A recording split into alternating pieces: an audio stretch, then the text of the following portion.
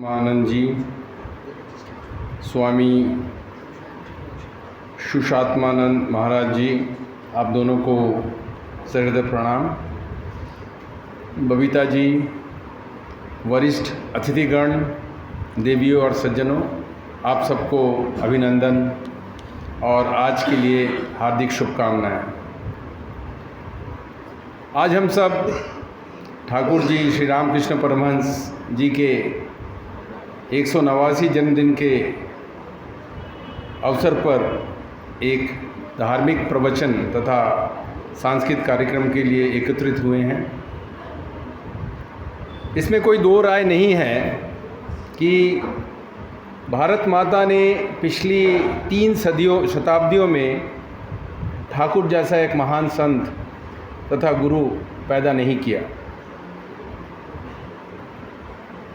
मुझे रामकृष्ण परमहंस जी के और स्वामी विवेकानंद की शिक्षाओं की तुलनात्मक कंपैरेटिव चर्चा करने के लिए कहा गया है।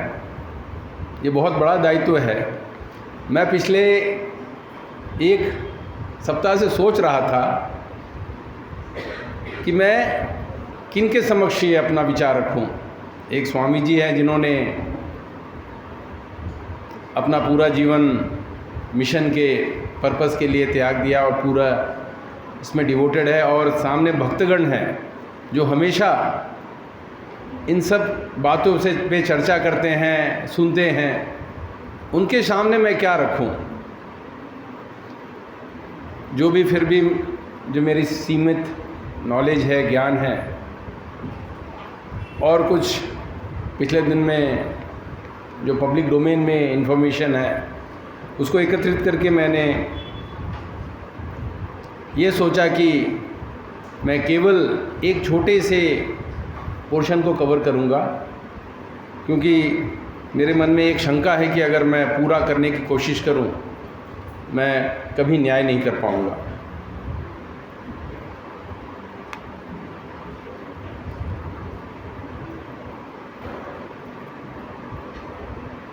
अगर हम सब गुरु के बारे में सोचें, क्योंकि हम सब जानते हैं स्वामी विवेकानंद ठाकुर जी को अपना गुरु मानते थे, और अगर हम डिक्शनरी शब्दकोश में देखें तो इंग्लिश या वेस्टर्न डिक्शनरी में कहीं गुरु का वर्ड नहीं आता है, गुरु शब्द ही नहीं होता है। वहाँ टीचर की बात कहते हैं, और teacher who teachers the subject, एक सब्जेक्ट विशेष को आपको पढ़ाता है। तो गुरु ऐसा क्या चीज़ है? अगर आप देखें तो गुरु शब्द का एक योग से, 2 अक्षर के योग से बनता है। गु का अर्थ है अंधकार या अज्ञान, और रू का अर्थ है प्रकाश तथा ज्ञान। जो शिष्य को अज्ञान के अंधकार से ज्ञान के प्रकाश की ओर अग्रसर करता है, वही गुरु है। अगर आप इंग्लिश वर्ड को देखें, ट्रांसफॉर्मेशन, एक गुरु ट्रांसफॉर्म करता है। और हिंदी में उसका अगर आप वर्ड देखें, आमतौर में एक वर्ड यूज होता है परिवर्तन, बट परिवर्तन सही शब्द नहीं है, रूपांतर। गुरु एक शिष्य को रूपांतर कर देता है। नॉर्मली हम जब रूपांतर वर्ड को यूज़ करते हैं, हम फिज़िकल लुक में जाते हैं कि चलो आपका रूप ये था पहले, अंतर हो गया, इसको रूपांतर कहते हैं। मगर यहाँ इसका मतलब ये है आपका सोचने का तरीका, आपका कोई नज़रिया जो एक तरह था, एक सही गुरु आपको पूरी तरह आपके नज़रिया चेंज कर देगा। एक छोटा सा उदाहरण जो हम सब ने सुना है, एकलव्य को उतना सौभाग्य प्राप्त नहीं हुआ था कि गुरु द्रोणाचार्य से शिक्षा ले, और अर्जुन जैसा अच्छा तीरंदाज बन सके। तो उन्होंने गुरु द्रोणाचार्य की एक मूर्ति बनाई, और उसको सामने रख के उससे प्रेरित होकर उन्होंने धनुर्विद्या सीखी, और बाद में इतने माहिर हो गए कि इवन जो गुरु द्रोणाचार्य से उनके शिष्य अर्जुन थे उससे भी अच्छा हो गया। इसको थोड़ा अगर हम विश्लेषण करें, इसमें थोड़ा और डिटेल में जाए तो समझ आता है कि एक गुरु जो एक ऐसी शक्ति है, इस पावर है जो बस हम अपने मन में डाल देना है, बाकी सब वही गाइड करते हैं। अर्जुन ने गुरु द्रोणाचार्य को एक टीचर के हिसाब से लिया और उस हद तक ही सीखा जो गुरु द्रोणाचार्य ने उसको सिखाया है। अर्जुन के लिए गुरु द्रोणाचार्य एक टीचर थे, बल्कि एकलव्य के लिए वो गुरु थे। बिना साक्षात रूप में आकर उन्होंने इतनी बढ़िया धनुर्विद्या सिखाई कि आज तक युग युग तक लोग एकलव्य का नाम ज़्यादा लेंगे, अर्जुन का कम लेंगे। इससे ये मतलब है कि गुरु हमारे दिल में एक पावर जनरेट करता है, एक पावर डेवलप करता है, और वो हम पर है कि हम गुरु से कैसा सबसे अच्छा और सबसे बढ़िया पावर ले और अपने आप को परिवर्तन करें। अगर हम नहीं कर पाए तो कहीं खोट गुरु में नहीं है, खोट हम पे है। हमने वो स्थान गुरु को नहीं दिया। थोड़ा आगे चलते हैं, चर्चा और करते हैं।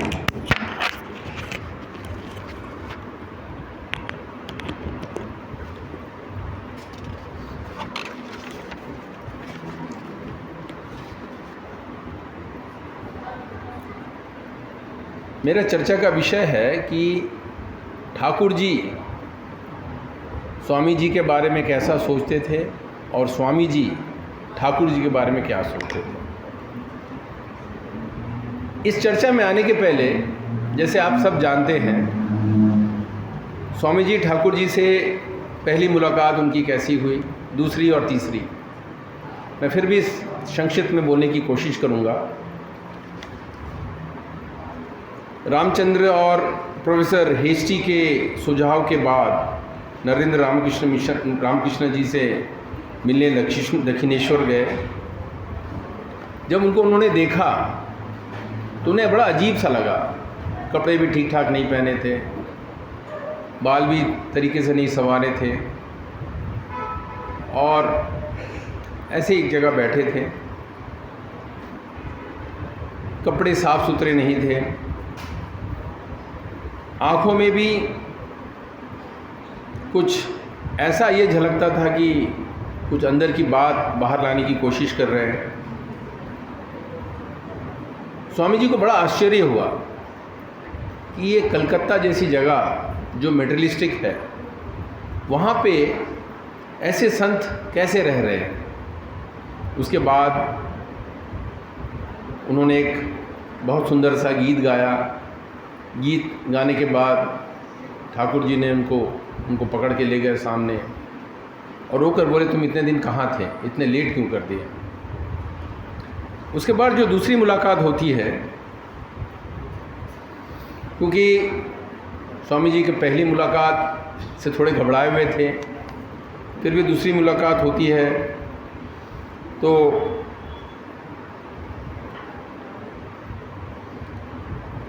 दूसरी मुलाकात के समय उनका एक बड़ा अजीब अनुभव हुआ।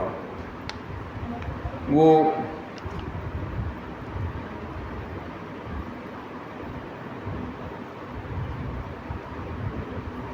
उन्होंने उनसे पूछा कि आप कैसे प्रमाण देंगे कि ईश्वर है। तो जैसे कि बबीता जी ने कहा कि उन्होंने कहा कि मैं ईश्वर से बात करता हूँ जैसे मैं आप सबसे करता हूँ। तो उसके बाद भी जब वो नहीं माने तो उन्होंने उनके चेस्ट में अपना पाँव रखा और उसके बाद उनको एक बड़ी अजीब सी फीलिंग हुई और बहुत समय तक वो अनकॉन्शियस स्टेट में थे। तो ये उनकी दूसरी मुलाकात थी। और तीसरी बैठक भी कुछ ऐसा ही हुआ। मोटे तौर पर अगर हम इस सब को लें, अगर हम ज़्यादा इसके विश्लेषण करें तो 3 मेन पॉइंट आते हैं। स्वामी विवेकानंद जी ने ठाकुर जी को अपना गुरु ऐसा ही नहीं माना, उन्होंने काफ़ी टेस्ट की। एक बार नहीं कई बार उन्होंने टेस्ट किया और परीक्षण के बाद उन्होंने इसको वैलिडेट किया। और जब ये संतुष्ट हुए कि हाँ ये बहुत श्रेष्ठ है, तो उन्होंने समर्पण किया। ये 3 मोटे पॉइंट है जिस पे ये जो स्वामी जी ने ठाकुर जी को अपना गुरु माना। जब स्वामी विवेकानंद ने रामकृष्ण परमहंस जी से चर्चा की और समझ लिया कि उनकी भावना, उनका ये मानना था कि पैसा उनके आध्यात्मिक एक्टिविटी, आध्यात्मिक पथ के लिए एक हिंड्रेंस है, एक रोड़ा है। तो उसको उसने टेस्ट किया। एक सिल्वर कॉइन बिस्तर के नीचे रख दिया था। तो जो ठाकुर जी जब गए, उछल के कूद गए, उनको बड़ी पीड़ा हुई। तो जब उसको चेक कराया तो उसमें एक कॉइन पाया गया। तो ये पहला टेस्ट था। उसके बाद उन्होंने भगवान के बारे में जितना जो प्रश्न किया और जो उत्तर मिला, तो वो उम्मीद करते थे कि कुछ ऐसा उत्तर मिलेगा जहाँ पे उनको ये कहा जाएगा कि जैसे आप एनवायरनमेंट देखते हैं, जैसे आप प्लैनेट की मूवमेंट देखते हैं, जैसा पूरा संसार देखते हैं, तो ये बिना भगवान का नहीं होता और भगवान का यही प्रमाण है। बल्कि उनका उत्तर बिल्कुल अलग ही था। और तीसरा, जो मैंने पिछले कहा था कि उनका जो पाँव उन्होंने जब अपने उसके चेस्ट में रखा, जो उनको जो फीलिंग हुई, उसके बाद उनके मन में और कोई शंका नहीं थी। उसके बाद उन्होंने पूरा समर्पण कर दिया और जो भी ज्ञान उनसे प्राप्त हुआ वो सब हम जानते हैं। अब अगर हम गुरु रामकृष्ण परमहंस ठाकुर जी की बात कहें, उन्होंने भी विवेकानंद को ऐसा ही शिष्य नहीं बनाया। उन्होंने भी उनकी परीक्षा ली, उन्होंने भी टेस्ट किया। उसके बाद जब ये संतुष्ट हुए, हाँ ये इसमें क्षमता है, तभी उन्होंने उनको शिष्य बनाया।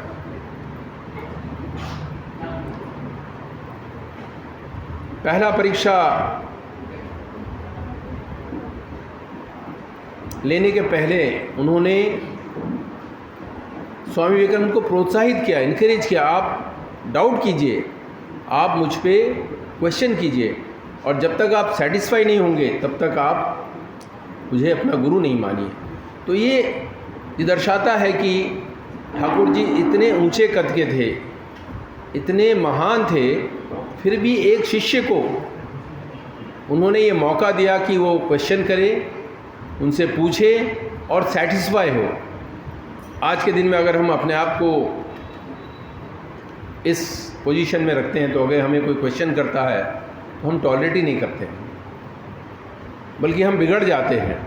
ये ठाकुर जी से हमें ये बहुत बड़ी सीख ये लेनी चाहिए कि हम सबको अलाउ करें क्वेश्चन करने के लिए, और हर किसी को ये फ्रीडम है कि जो भी वो पूछना चाहे पूछ सकता है, और उसको हम एक्सेप्ट करना चाहिए और उसको उसी तरह से जवाब देना चाहिए। तो दूसरा मैं जो कह रहा था कि ठाकुर जी ने एक बार स्वामी विवेकानंद को कहा, मेरे पास जो सुपर नेचुरल पावर है मैं आपको ऐसा ही दे दूंगा। तो उसमें स्वामी जी ने कहा, नहीं, मुझे अपनी मेहनत से इस चीज़ का आभास करने दीजिए, अपनी मेहनत से इस चीज़ की अनुभूति करने दीजिए कि हाँ, भगवान प्राप्त करने के ऐसे तरीके हैं। तो इससे ठाकुर जी बहुत प्रभावित हुए, बोले हाँ ये सही है, सक्षम है, जो मेरा शिष्य हो सकता है। एक बार ठाकुर जी ने एक बार और परीक्षा ली उनकी। स्वामी विवेकानंद के माता जी बहुत अस्वस्थ थी और स्वामी जी के पास कोई नौकरी नहीं थी, पैसा नहीं था। उनको ये दुख लग रहा था कि आज अगर मैं एम्प्लॉयड होता, मेरी एक नौकरी होती, मैं अपने माता जी को दवा लेके दे सकता, मैं उनको अटेंड कर सकता। और स्वामी जी बहुत नाराज़ हो गए। स्वामी जी जब नाराज़ हो जाते हैं तो बहुत ज़्यादा ही नाराज़ हो जाते हैं, बहुत गुस्सा हो गया। तो गुस्सा होकर ठाकुर जी के पास जाते हैं, बोलते मेरी माता बीमार है, मेरे पास पैसे नहीं है कि उनको मैं अटेंड कर पाऊँ, बताइए क्या किया जाए। तो ठाकुर जी काली माँ के पूजा में बैठे थे, पूजा से बाहर निकलते हैं और बोलते आप आइए जाइए, माता जी से जो मांगना है मांगिए। स्वामी जी जाते हैं, 1 घंटा बाद बाहर आते हैं। तो ठाकुर जी पूछते आपने पूछा क्या चाहिए? बोले ना। बोले जाइए फिर एक बार जाइए, फिर बैठिए, फिर पूछ के आइए। इस बार 2 घंटा बैठ के फिर आते हैं, फिर पूछते हैं पूछा? बोले नहीं। तो ठाकुर जी बोलते क्यों नहीं पूछा? बोला कुछ जवाब नहीं दिया। बोले ठीक है एक बार फिर जाइए। ऐसे करते करते 5-6 घंटे 10 घंटे बीत गए। आखिरी बार जब आए तो ठाकुर जी ने पूछा आपने क्यों नहीं पूछा? बोले मुझे कुछ नहीं पूछना। तब ठाकुर जी ने कहा अगर आप माता काली माता के पास जाकर अगर आप पूछते तो मैं कभी आपका चेहरा नहीं देखता और तो अभी कभी आपको शिष्य नहीं बनाता। इसका तात्पर्य यह है कि जो आजकल हम जब भी मंदिर जाते हैं, बल्कि यहाँ ठाकुर जी के पास आते हैं, एक लंबी लिस्ट रहती है और लिस्ट चेंज होती रहती है और लिस्ट के साथ हम प्रसाद का भी एक लिंकेज कर देते हैं। तो मैं क्योंकि इस बात का मुझे ज्ञान नहीं था, ये पढ़ने के बाद मुझे लगा कि हम कितने विचलित हो गए हैं, ठाकुर जी के रास्ते या स्वामी विवेकानंद के रास्ते से कितना दूर हो गए हैं और हम पूरी की पूरी तरह एक अपना दूसरा रास्ता पकड़ लिए। तो ये एक तरीका था, ठाकुर जी ने टेस्ट किया स्वामी जी को हाँ कि ये सक्षम है कि नहीं।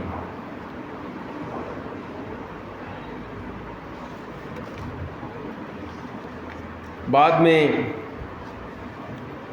होता क्या है कि जब गुरु एक शिष्य को अपनाता है, जब तक वो ये दुनिया में है तब तक ही केवल नहीं उसके साथ रहता है, बल्कि जब वो दुनिया छोड़ देता है तब भी उनके साथ रहता है। स्वामी जी 1888 में जब ठाकुर जी का निधन हो जाता है तो स्वामी जी एक बाबा से थोड़ा इन्फ्लुएंस हो जाते हैं, प्रेरित हो जाते हैं और उनके मन में आता है कि मैं बाबा से दीक्षा लूँ। रात को ठाकुर जी सपने में आते हैं और कहते हैं जो कहना है अपने शिष्य को कह देते हैं।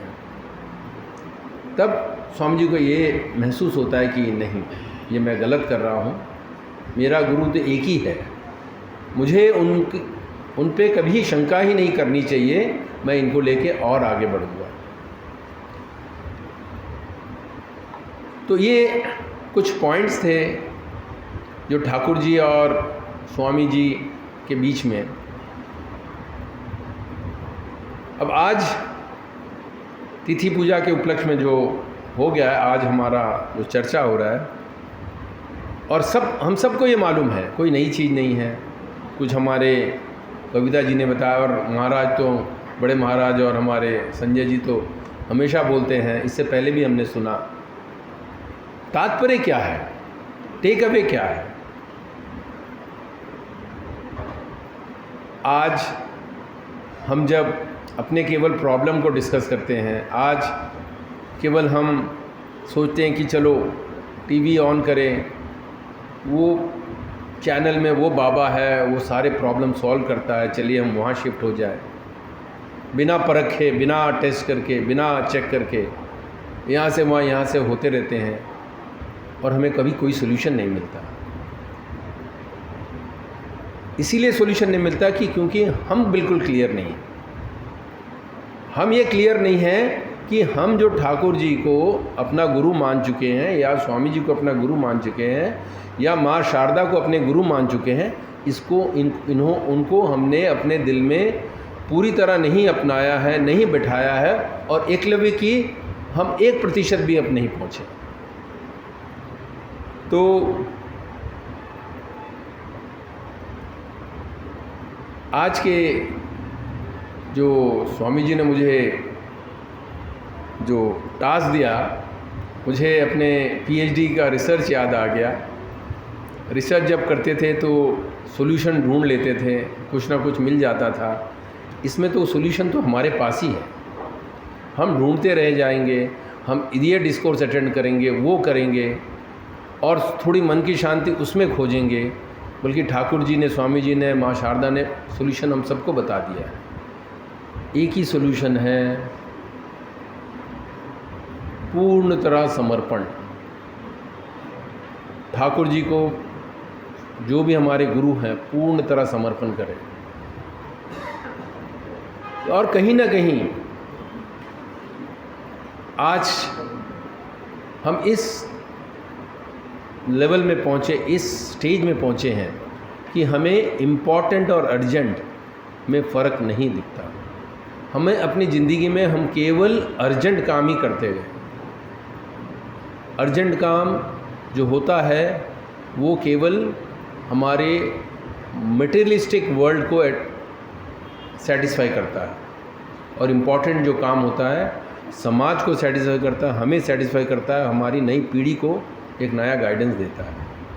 तो हमें बड़ा क्लियरली इम्पॉर्टेंट और अर्जेंट काम में फ़र्क महसूस करना है और अपने आप में वो परिवर्तन लाना है। दूसरा, हम हमेशा ये सोचते हैं कि ये दुनिया अब तो रहने लायक नहीं है क्योंकि लोग तो इतने बदल गए हैं। हम केवल दूसरों को देखते हैं, हम कितने बदल गए हैं। हम जब स्कूल में पढ़ते थे कैसे थे, हम जब थोड़े बड़े हुए अपने दोस्तों के साथ कैसे थे, आज कैसे हैं।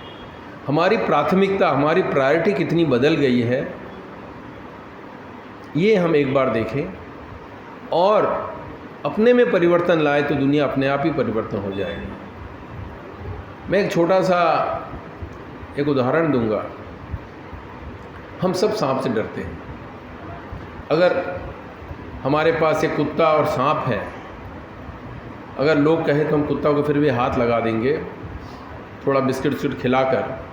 सांप के पास तो जाएंगे नहीं। मगर हम सब में से किसी से पूछिए, मुझे नहीं लगता कि हमारे नॉलेज में कोई भी हमारा रिश्तेदार है या दोस्त है जो सांप के काटने से मरा है। एक्चुअली ये स्टडी मैंने की है एक 50-60 लोगों के साथ। पता नहीं यहाँ शायद हो सकता है, मगर मेरे नॉलेज में ऐसा कोई नहीं है जो सांप काटने से मरा है। और मेरे नॉलेज में ऐसे 2 से 10% लोग निकले जिसको सांप ने काटा है। जब सांप काटने से कोई मरा ही नहीं है और किसी को सांप के 10% को सांप ने काटा है, जो हमारे साथ है, तो हम सांप से इतना डरते क्यों हैं? इसलिए डरते हैं, 2 कारण हैं। मैंने उसका भी विश्लेषण किया है। 2 कारण हैं। एक है कि बचपन से हमें सांप से डराया गया है, और दूसरा, हमें कभी बताया नहीं गया सांप को कैसे कंट्रोल करें। कुत्ता है तो हम पत्थर उठा लेंगे या डंडा से मार देंगे, सांप को हमें कंट्रोल ही करना नहीं आता। वो जो डर हमारे मन में बैठ गया वो अंत तक डर जाएगा। एक छोटी सी कहावत है, आप एक चाइनीज़ एक स्नेक चार्मर और एक मामूली आप हम जैसे बच्चे, हमारे घर के बच्चे को आप सांप दिखाइए, चाइनीज़ को कहिए भाई आप सांप मत खाइए, आप मर जाएंगे, मैं आपको 1 लाख रुपया देता हूँ, आप इस सांप को हाथ नहीं लगाना है, वो सांप देख के ही खा लेगा। स्नेक चार्मर को बोलिए ये मत पकड़िए, आप काटेगा, आप मर जाएंगे, वो पकड़ेगा, चार्मिंग कराएगा। हमारे घर के बच्चे को बोलिए मैं 1 लाख रुपया दे देता हूँ, सांप को पकड़े, कोई नहीं पकड़ेगा। बचपन से हम सबको यही सिखाया गया है, या तो डॉक्टर इंजीनियर बनो या ब्यूरोक्रेट बनो, समाज में एक ऐसा पोजीशन लो ताकि लोग हमारे आसपास रहें। हमें कभी ये नहीं बताया गया है कि आप एक सक्सेसफुल बनो, एक सही काम करो, भले आपके साथ कोई है नहीं है, आप यही पथ पे चलो। और इसीलिए आज ये हो रहा है। तो बस मेरा, स्वामी जी ने कहा कि समय पूरा हो गया है। बस मैं इतना ही कहना चाहता हूँ कि परिवर्तन, ठाकुर जी स्वामी जी ने हमें बता दिया कैसे अपने आप में परिवर्तन लाना है। हम यही डायरेक्शन में जाए और हम बहुत कुछ आगे बढ़ सकते हैं। मैं रामकृष्ण मिशन स्वामी बड़े महाराज जी और बाकी स्वामी जी को धन्यवाद देता हूँ कि मुझे मौका दिया। इसके द्वारा मेरा कुछ अध्ययन हुआ और मैं अपनी लाइफ में परतन लाने की कोशिश करूँगा। धन्यवाद।